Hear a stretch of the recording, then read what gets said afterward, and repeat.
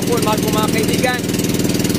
Ako ngayon ay patungo sa lugar ng mga papangawilan. Yan po, oh. Yan ako mga ngawil, oh. Ayan. Yun. So, samahan nyo ulit ako, mahal kong mga kaibigan. Mga ngawil po ulit si Pastor Paigaw. Okay, sana naman ay pagpalain tayo ng Panginoon Diyos. Salamat po. Bye-bye.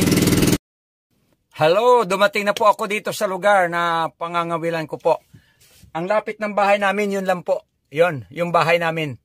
So dito lang ako sa harapan ng aming bahay, sa harapan ng balcony namin. So dito lang po ako mga ngawil, mahal kong mga kaibigan. So baybayan po ninyo ha, para tayo po ay patuloy na mag-enjoy sa pangangawil. Kahit hindi ko kayo kasama, pag napanood po ninyo ito, para na rin kayong kasama ko. Okay? Sige po, mag-i-start na po tayong mangawil. Okay.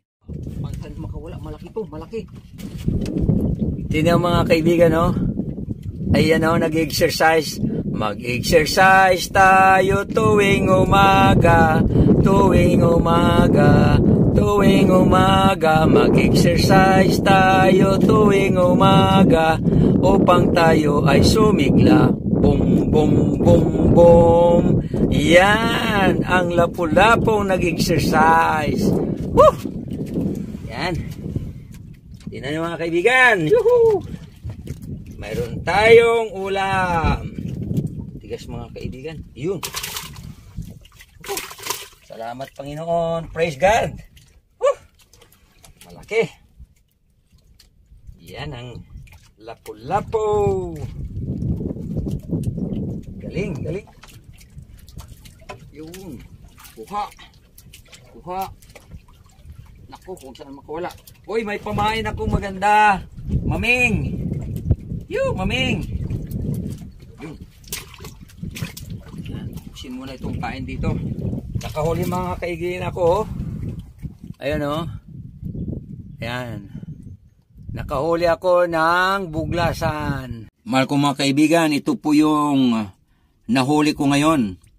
Okay, ito ang mga nahuli kong mga lapu-lapu ngayong ako ay nangawil. Malalaking mga lapu-lapu, hindi po ba? Mga buhay pa sila, oh.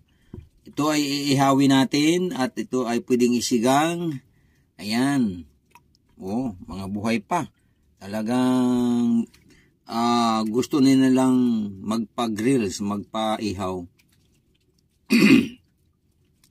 Kaya mahal ko mga kaibigan, ito ang aking kasiyahan at ito ang nagbibigay sa akin ng enjoyment. Marami akong iuwi na mga isda na lapu-lapu para kami ay muling makatikim ng sariwa na lapu-lapu. So mahal ko mga kaibigan, maraming salamat muli sa inyong panunood.